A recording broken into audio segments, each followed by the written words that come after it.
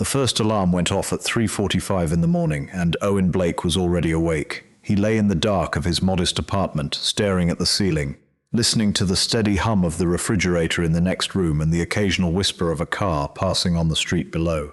His daughter Emma slept down the hall, her bedroom door cracked open the way she always left it, a thin ribbon of nightlight glowing amber against the hardwood floor. She was 12 now, old enough to stay alone for a few hours before the neighbor checked in, old enough to make her own breakfast and lock the door behind her when she left for summer camp. But Owen still set a second alarm on his phone, just in case, the way he had done every morning since she was small enough to carry in one arm. He dressed quietly, dark jeans, a plain grey shirt, sneakers that had seen better days. He pulled a weathered canvas jacket from the hook by the front door and slipped his wallet into the back pocket, making sure the name on the temporary employee badge clipped inside read the way he wanted it to. Nate Collier, not Owen Blake. Not the name printed on the original franchise agreement 14 years ago, not the name etched into the cornerstone of the first Hearthstone Coffee location in downtown Portland. Just Nate, a new hire. 43 years old, recently relocated, looking for steady hours and a simple routine. He locked the apartment door behind him and took the stairs instead of the elevator. The morning air hit him the moment he stepped outside, cool and damp, carrying the faint mineral smell of recent rain. The sidewalk glistened under the streetlights. A garbage truck rumbled somewhere in the distance, and a jogger moved through the intersection ahead without looking up. Owen walked 3 blocks to the bus stop, sat on the metal bench and waited. The bus arrived at 4:12. He rode it for 22 minutes, watching the city shift from residential blocks to commercial strips, from darkened apartment windows to the first signs of life in bakeries and gas stations and 24-hour laundromats.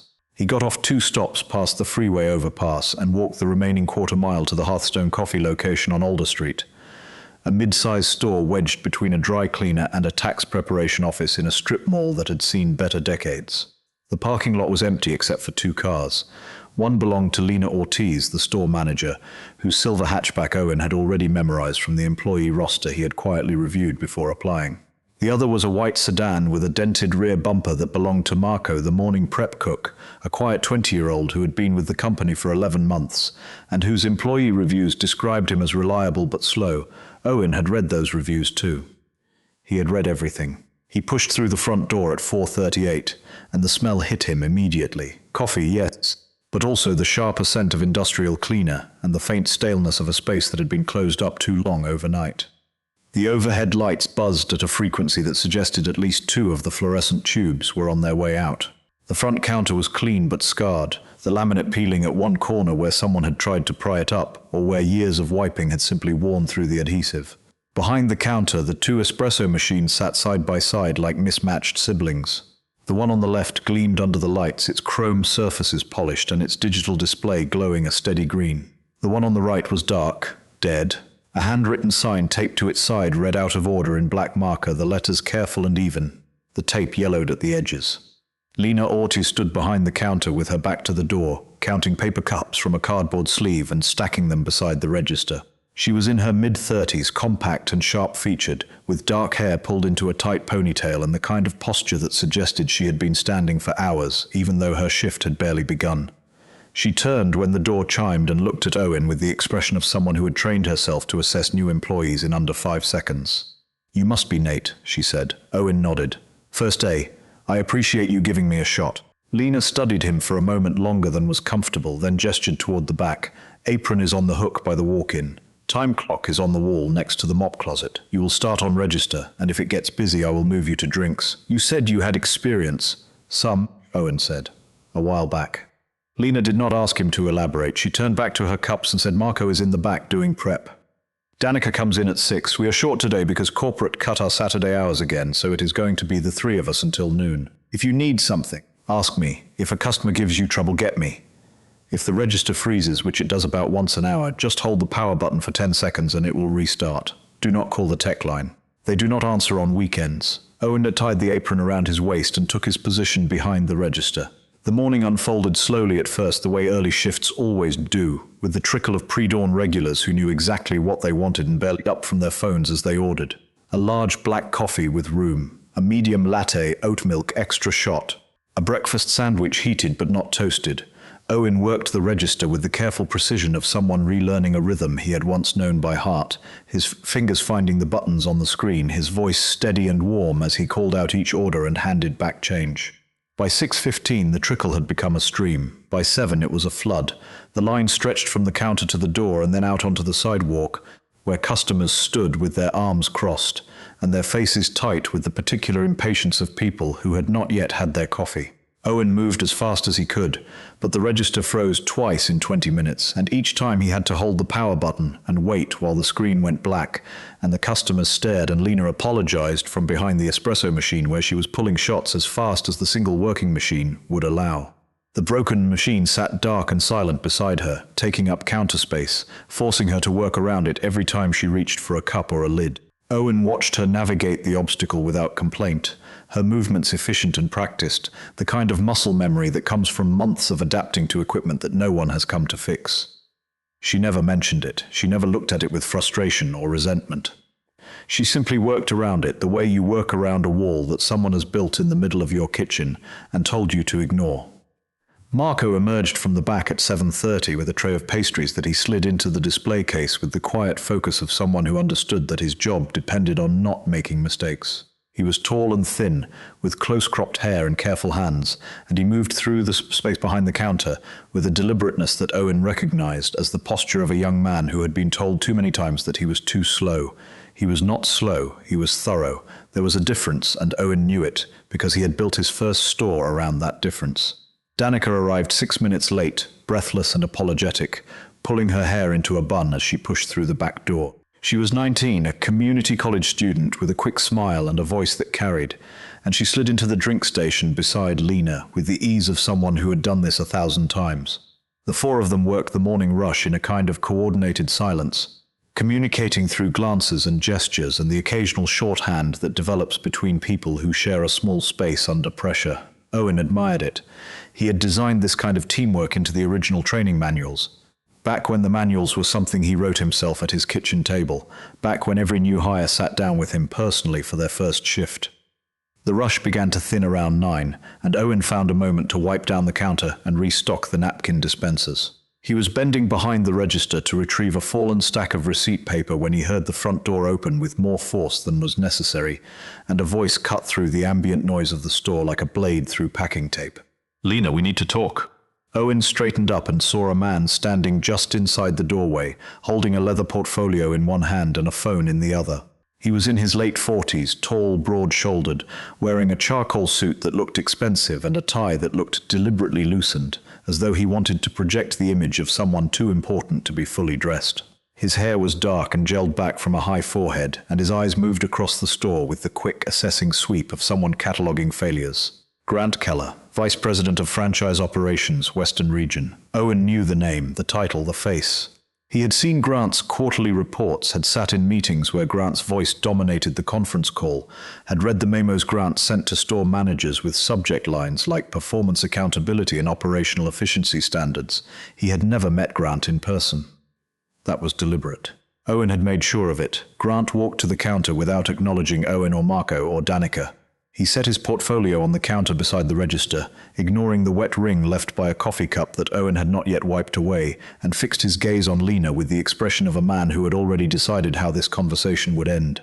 "Your numbers are down again," he said. Not quietly, not privately. He said it the way you might announce the weather, loudly enough for every customer in the store to hear.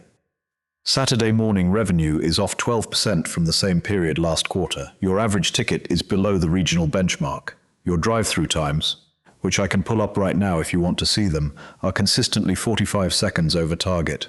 Lena set down the portafilter she had been cleaning and turned to face him. Her expression did not change, but Owen saw the muscles in her jaw tighten, the way a person braces before absorbing a blow they know is coming. "Grant," she said evenly, "we have been running on one machine for 6 weeks. I have submitted 4 repair requests. The ticket is still open." Grant waved the words away with his phone hand, a gesture so dismissive it bordered on theatrical. "Every store has equipment issues, Lena. That is not an excuse. The stores that perform find a way to work around it. The stores that do not perform find excuses. Which one is this store?" It was not a question. Owen could tell by the way Grant's voice dropped at the end of the sentence, flattening into a statement, a verdict already rendered.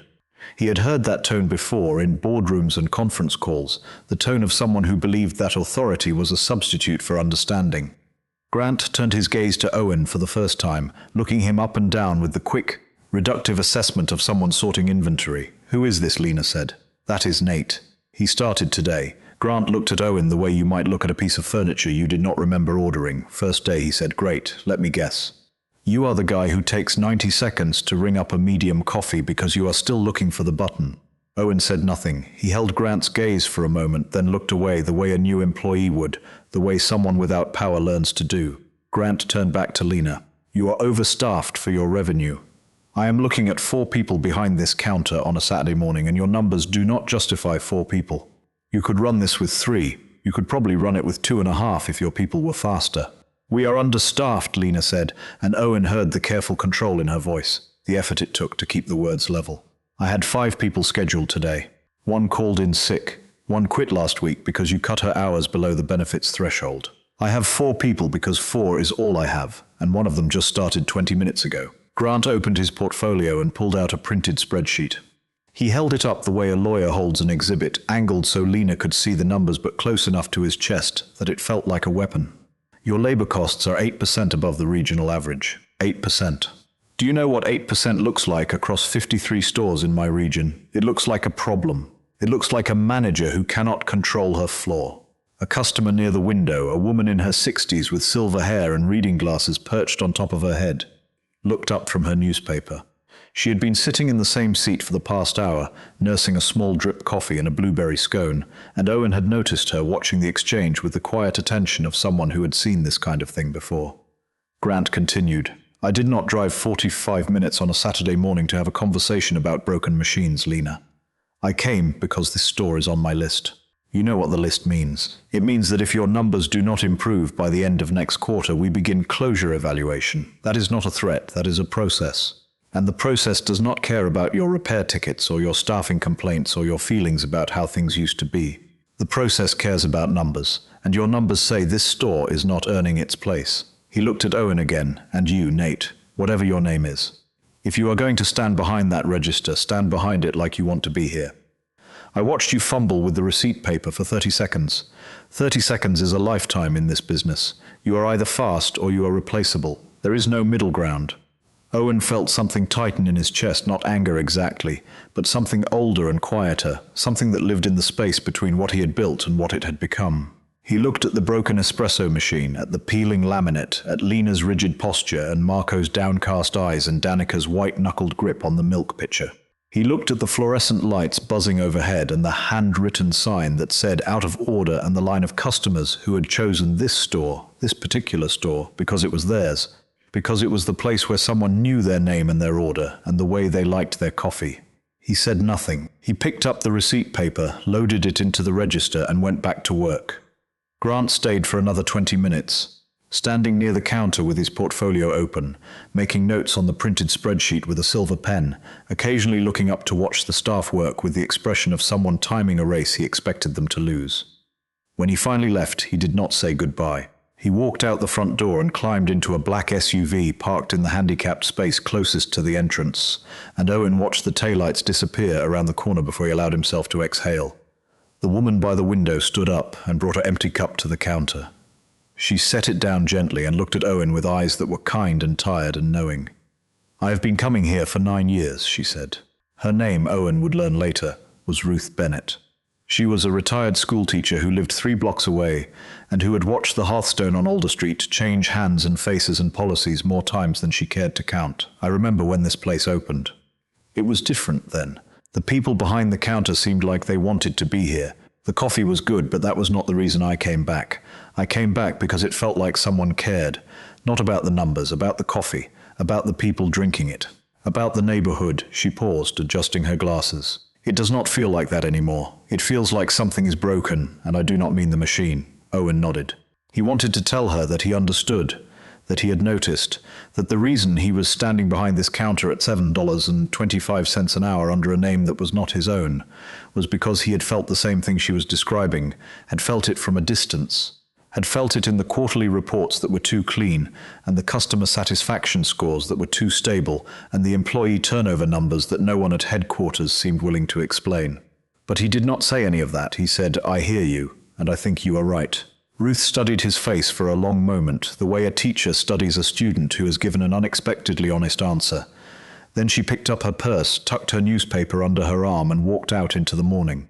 The story of Hearthstone Coffee began 14 years before that Saturday morning, in a rented storefront on a side street in Portland that smelled like fresh paint and possibility. Owen Blake was 29 years old, recently divorced, sole custodian of a daughter who was not yet 2, and possessed of an idea that most people in his life considered impractical at best and delusional at worst. The idea was simple, which was precisely what made it difficult. He wanted to open a coffee shop where the coffee was consistently good, the employees were treated like professionals, and the neighborhood felt like it mattered. He had no investors, he had no business degree. He had $12,000 in savings, a used commercial espresso machine he bought from a restaurant supply auction, and a notebook filled with handwritten notes about everything from pour-over ratios to employee scheduling to the optimal distance between tables for conversation without crowding. He painted the walls himself, a warm grey that he chose because it reminded him of morning fog. He built the counter from reclaimed wood that he sanded and sealed over the course of 3 weekends while Emma slept in a portable crib in the back office. He wrote the first employee handbook on his laptop at 2 a.m, sitting on the floor of the empty store with a cup of coffee that he had brewed on a camp stove because the plumbing was not yet connected. The handbook was 47 pages long, and it began with a sentence that Owen had written and rewritten more times than he could count. "Every person who walks through our door is choosing to be here, and that choice deserves respect." He opened the first Hearthstone Coffee on a Tuesday in March, and 11 people came on the first day. By the end of the first month, the daily count was steady at 60. By the end of the first year, it was 140. The neighborhood noticed. The local paper wrote a small piece about the new coffee shop on the side street, mentioning the quality of the espresso and the surprising warmth of the space, and Owen cut the article out and taped it to the wall behind the register, where it stayed for 3 years until the tape gave out and it fluttered to the floor one morning, and he picked it up and put it in a drawer in his desk at home, next to Emma's first pair of shoes. He opened a second location 2 years later and a third the year after that. Each time, he spent weeks in the new store before it opened, adjusting the layout, testing the equipment, training the staff himself. He insisted on certain things that other franchise operators considered unnecessary or even counterproductive. He required that every store maintain a maintenance log that was reviewed weekly, not monthly. He required that scheduling be done at least 2 weeks in advance, and that every employee receive a minimum number of hours sufficient to qualify for efforts. He required that the espresso machines be serviced every 90 days by a certified technician, regardless of whether they appeared to need it.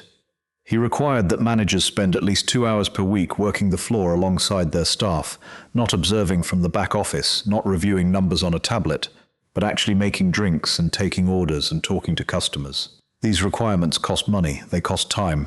They cost the kind of operational efficiency that business consultants measure in fractions of pennies per transaction, and they worked. Hearthstone Coffee grew not because it was the cheapest or the fastest or the most aggressively marketed, but because it was consistent. The coffee tasted the same on Monday as it did on Friday. The staff knew the regulars by name. The bathrooms were clean. The music was not too loud, the Wi-Fi worked, the chairs were comfortable, the pastries were fresh, the line moved steadily, not frantically, at a pace that suggested competence rather than chaos. By the time Emma was 8, Hearthstone had 14 locations across 3 states. By the time she was 10, it had 31. Owen hired a chief operating officer, a chief financial officer, a vice president of marketing, and a director of franchise development. He sat in meetings where people used words like scalability and brand equity and market penetration, and he listened carefully, and he asked questions, and he signed the documents that needed signing, and he went home at night and read Emma a story before bed and wondered whether he was making a mistake. He was not sure when exactly the feeling began. It was not a single moment, not a dramatic revelation, not a crack in the wall that he could point to and say, "There, that is where it started."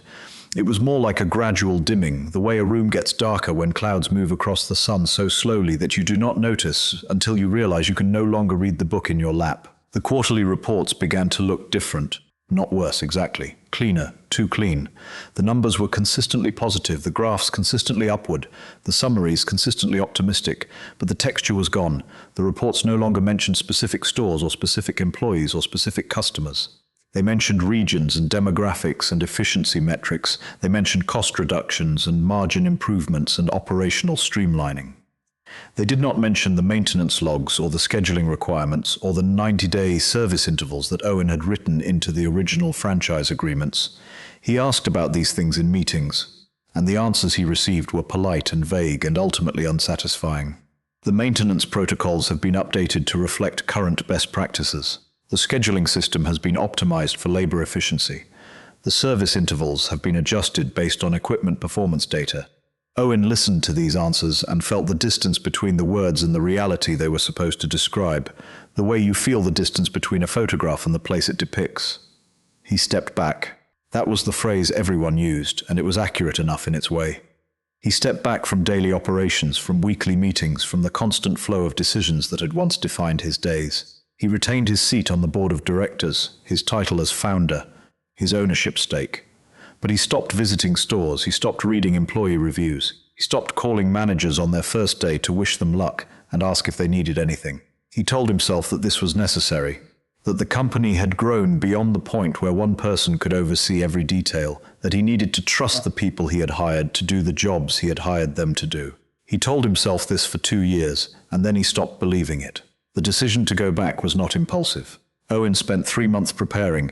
He created a false employment history, complete with references that would trace back to a prepaid phone number answered by his college roommate, a man named Davis who owed him a favor and who thought the whole plan was either brilliant or insane and could not decide which. He applied to the Hearthstone on Alder Street specifically because it was a mid-performing store in a competitive market, the kind of store that would reveal the truth about the company's operations more honestly than a flagship location or a struggling outpost.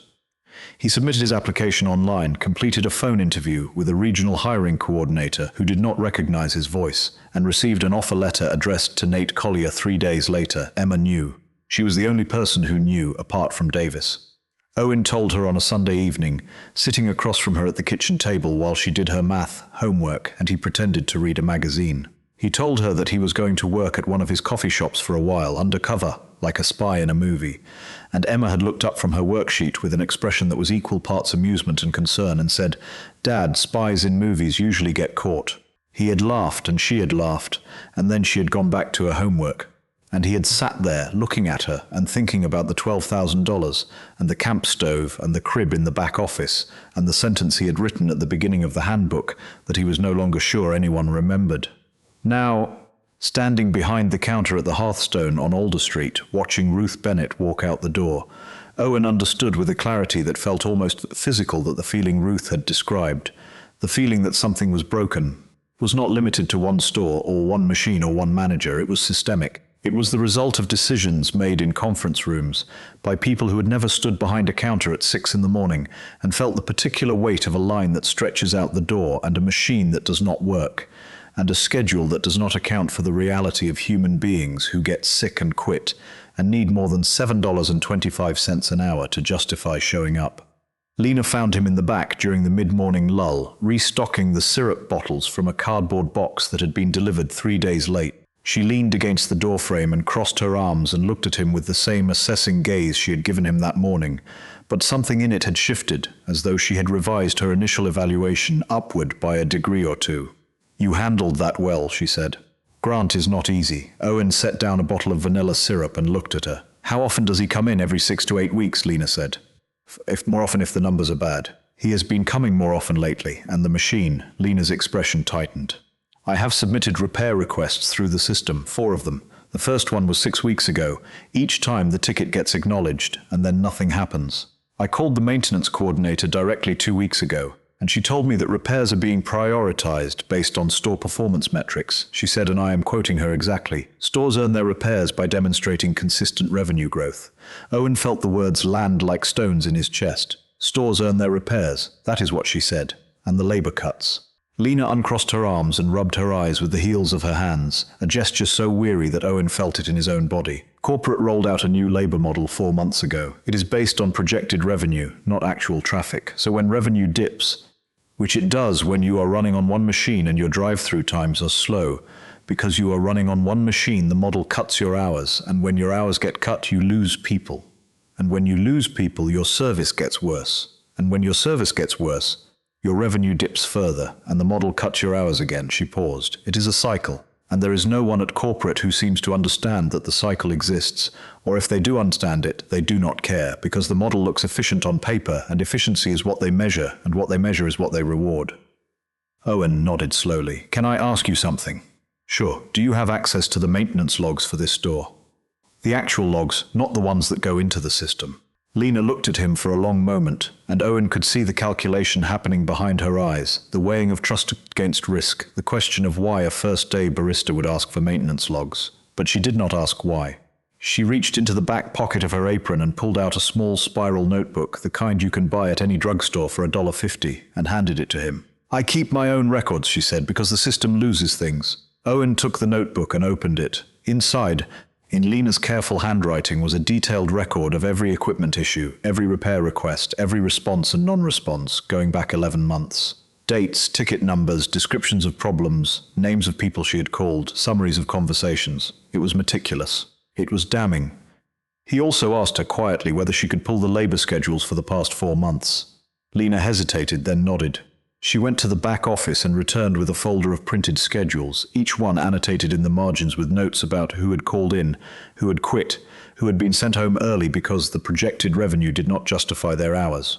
Owen spent his lunch break sitting in his car in the parking lot, reading Lena's notebook and the labor schedules and making notes of his own in a leather-bound journal he kept in the glove compartment. He wrote down numbers and dates and names. He wrote down the things Grant had said, the exact words, in the exact order, with the exact tone. He wrote down what Ruth had told him about the way the store used to feel. He wrote down the price of a repair ticket for a commercial espresso machine, which he knew from memory was between $800 and $1,200 depending on the problem, and he compared it to the revenue loss from running a single machine during peak hours, which he estimated at roughly $300 per day in slower service and lost customers and reduced capacity. 6 weeks of a broken machine, roughly $12,600 in estimated lost revenue, the cost of the repair at most $1,200.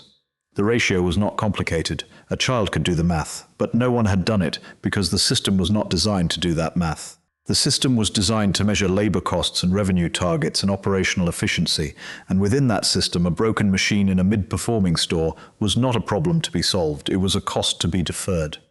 Owen closed the journal and sat in his car for another 5 minutes, watching customers come and go through the front door of the Hearthstone on Alder Street, and then he took out his phone and made 2 calls.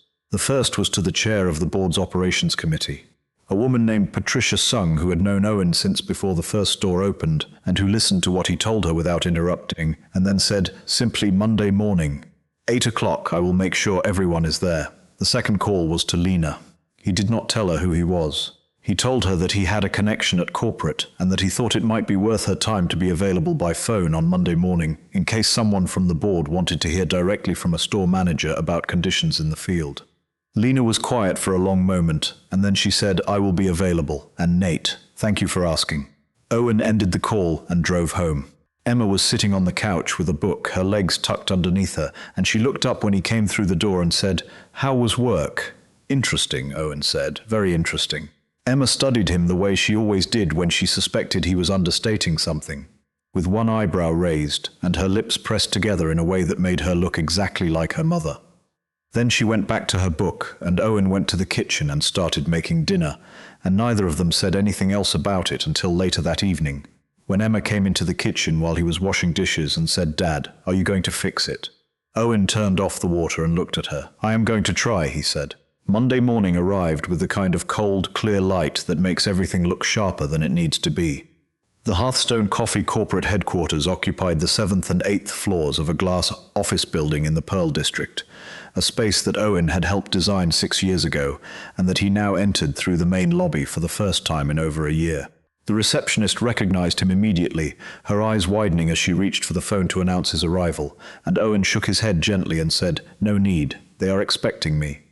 The boardroom was on the 8th floor, a long room with floor-to-ceiling windows that looked out over the city. The table was dark walnut, the chairs were leather, and the credentials along the far wall held a row of framed photographs documenting the history of the company, from the first storefront on the side street to the most recent grand opening in Austin, Texas. Owen had been in most of those photographs once. He had asked to be removed from several of them when he stepped back, a request that the marketing department had honored with visible reluctance. 7 people were seated around the table when Owen walked in. Patricia Sung sat at the far end, her reading glasses on, a legal pad in front of her covered in notes. Beside her sat the chief financial officer, the head of human resources, 2 other board members, and the company's general counsel. They all looked up when Owen entered, and the room went quiet with the particular silence that descends when people realize that the meeting they expected is not the meeting they are about to have. The 7th person at the table was Grant Keller. Grant was seated midway down the table on the left side, his portfolio open, his silver pen in his hand, a paper coffee cup from the headquarters lobby sitting beside his elbow. He was reviewing a printed agenda and did not look up immediately when Owen entered. When he did look up, his expression went through 3 distinct phases in the space of about 2 seconds. The first was confusion, the momentary disorientation of seeing a face out of context, the way you might feel if you saw your dentist at a baseball game. The second was recognition, the slow assembling of features into identity, the realization that the man standing in the doorway of the boardroom was the same man who had stood behind the register at the Hearthstone on Alder Street 2 days ago, fumbling with receipt paper, absorbing insults, saying nothing. The third was something Owen could only describe as the particular stillness of a person who understands all at once that the ground beneath them has shifted. "Good morning," Owen said. He walked to the head of the table and sat down in the chair that had been left empty for him.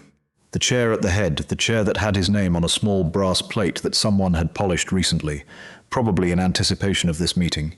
He set his leather journal on the table, opened it to the first page of notes, and looked directly at Grant. "Grant," Owen said, "we have met, although last time I believe you called me Nate." The silence in the room was the kind that has weight, the kind you can feel pressing against your eardrums. Grant's face had gone a shade paler, and his silver pen had stopped moving. Owen continued. "On Saturday morning, at approximately 7:45, you entered the Hearthstone Coffee location at Alder Street and conducted what I assume you consider a routine performance review. During that visit, you told the store manager, Lena Ortiz, that her numbers were down 12% and that her store was on a closure evaluation list. You told her that equipment failures were not an excuse for underperformance. You told her in front of customers and staff that she could not control her floor. You looked at a first-day employee, which was me, and told him he was either fast or replaceable. You said there was no middle ground." Owen paused and turned a page in his journal. "You parked in the handicapped space," he added. "I noticed that too." He looked around the table. The other board members were watching him with expressions that ranged from grim attentiveness to barely concealed alarm. Patricia Sung was writing something on her legal pad without looking down, a skill she had developed over decades of meetings. Owen opened his laptop, which he had placed on the table beside his journal, and turned the screen so that everyone could see it. On the screen was a spreadsheet, but not the kind Grant typically presented. This one had been compiled over the weekend from data Owen had pulled directly from the company's internal systems, data he still had full access to as founder and board chair, data that told a very different story from the one in Grant's quarterly reports. "This is the maintenance request history for every store in the Western region for the past 12 months, Owen said. "There are currently 63 open repair tickets. The average time to resolution is 41 days. 14 stores have had equipment failures lasting longer than 30 days. The Alder Street location has had a non-functioning espresso machine for 6 weeks, during which time the store has lost an estimated $12,600 in revenue due to reduced capacity and slower service. The cost of the repair is between $800 and $1,200. He clicked to the next screen. This is the employee turnover data for the same period. Western region turnover is 34%, which is 11 points above the company average, and 19 points above the rate we maintained for the first 10 years of operation. Exit interviews for the stores that still conduct them cite 3 primary reasons for departure: insufficient hours, unpredictable scheduling, and a feeling, described in various ways by various people, that the company no longer values its employees. He clicked again. This is the customer satisfaction data. Not the aggregated scores that appear in the quarterly reports, but the raw survey responses which I had our analytics team pull yesterday. Net promoter scores in the Western region have declined by 22 points over the past 18 months.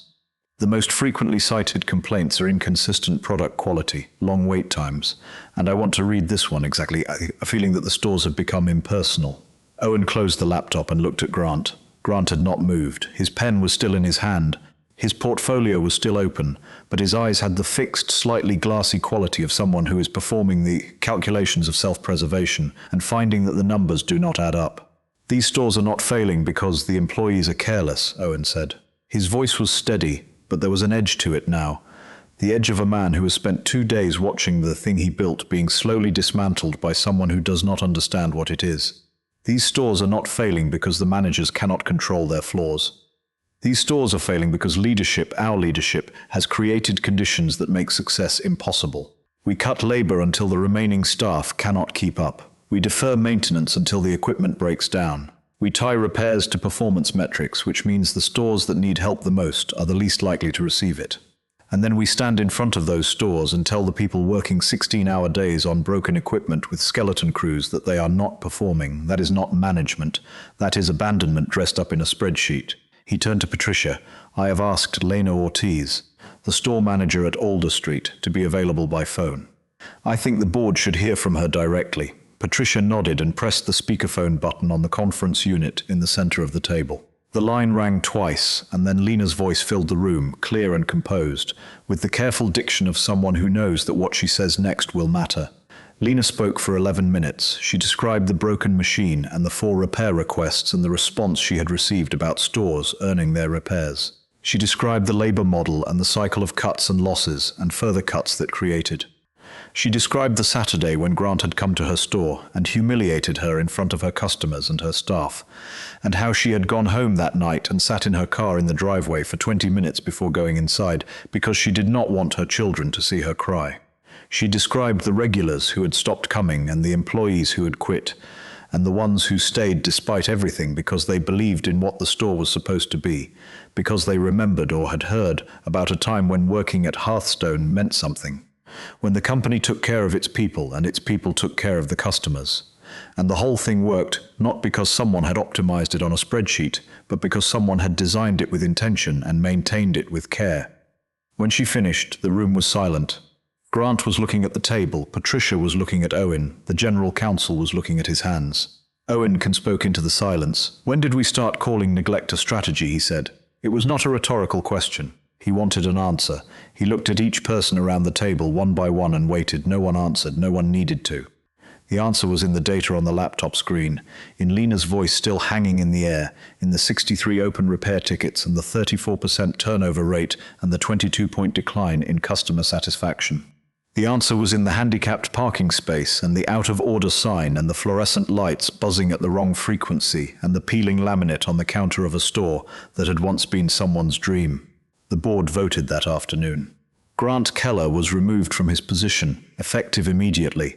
His departure was described in the official announcement as a mutual decision to pursue other opportunities, which is the corporate equivalent of drawing the curtains before turning on the lights. An emergency allocation of $470,000 was approved for deferred maintenance across the Western region, with priority given to the 14 stores with equipment failures lasting longer than 30 days. The labor model was suspended pending a comprehensive review by an independent consulting firm that specialized in retail workforce management.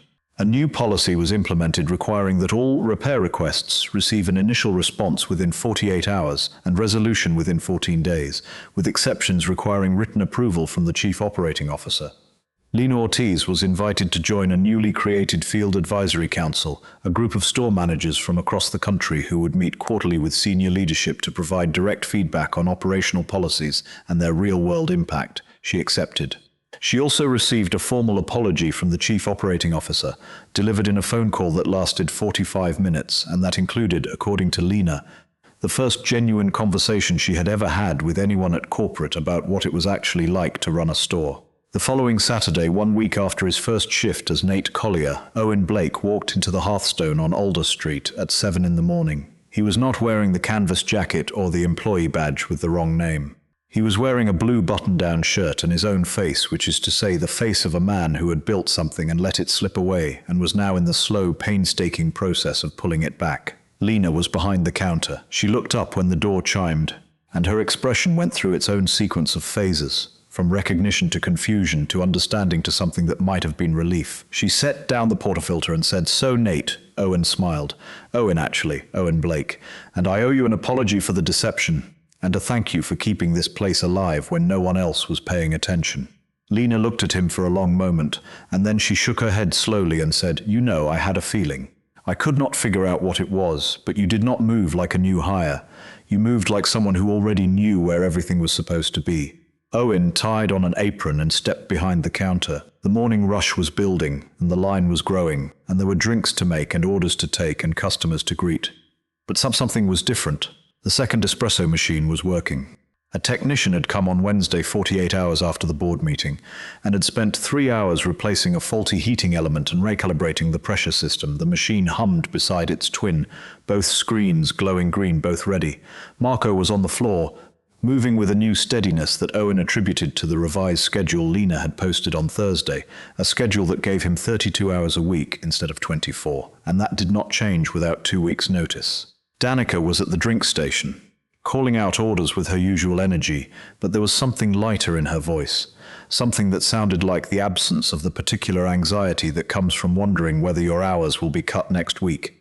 Owen worked the register. He was faster now, his fingers finding the buttons without hesitation, his voice carrying across the counter with the easy warmth of someone who is not pretending to be anything other than what he is. He rang up lattes and drip coffees and breakfast sandwiches and chai teas, and he handed back change and said thank you and have a good morning with the sincerity of a person who means it, who has always meant it, who built an entire company around the belief that meaning it matters. At 8:30, the front door opened and a 12-year-old girl walked in, her backpack slung over one shoulder, her hair pulled back in a ponytail that was already coming loose. She walked past the line and around the counter and stood next to Owen and said, "Can I have a hot chocolate?" Owen looked down at his daughter and felt something expand in his chest, something warm and vast and uncomplicated. "Sure," he said. "Extra whipped cream." Emma nodded. She dropped her backpack on the floor by the back door and leaned against the counter, watching the customers with the curious, unhurried gaze of a child who has grown up around coffee shops and who understands in the wordless way that children understand things, that this particular counter is where her father becomes most fully himself. Ruth Bennett came in at 9:15. She was wearing the same reading glasses perched on top of her head, carrying the same newspaper under her arm, moving with the same deliberate pace that suggested she had nowhere to be and intended to enjoy the journey. She walked to the counter and looked at Owen, and Owen looked at her, and for a moment neither of them said anything. Then Ruth smiled. It was a small smile, quiet and knowing, the kind of smile that contains an entire history of mornings and coffees and conversations, and the slow, patient hope that things can be better than they are. "Welcome back," she said. Owen poured her a small drip coffee the way she always ordered it and set it on the counter with a blueberry scone on a small white plate. "On the house," he said. Ruth picked up the coffee and the scone and walked to her seat by the window, the same seat she had occupied every Saturday morning for 9 years, and she sat down and opened her newspaper and took a sip of her coffee and looked out at the street where the morning light was falling through the trees and making patterns on the sidewalk that shifted and reformed with every breeze. Behind the counter, Owen Blake stood where he had always belonged, in the space between the espresso machines and the register, in the small, bright center of a store that smelled like coffee and possibility, surrounded by people who were doing their best in a world that did not always make it easy, building something that mattered one cup at a time. The machines hummed, the line moved, the door chimed Taz, another customer walked in from the morning, and Owen looked up and said, "Welcome to Hearthstone, what can I get you?" And he meant it, he had always meant it. And now, finally, the company he had built was beginning to remember what that meant too.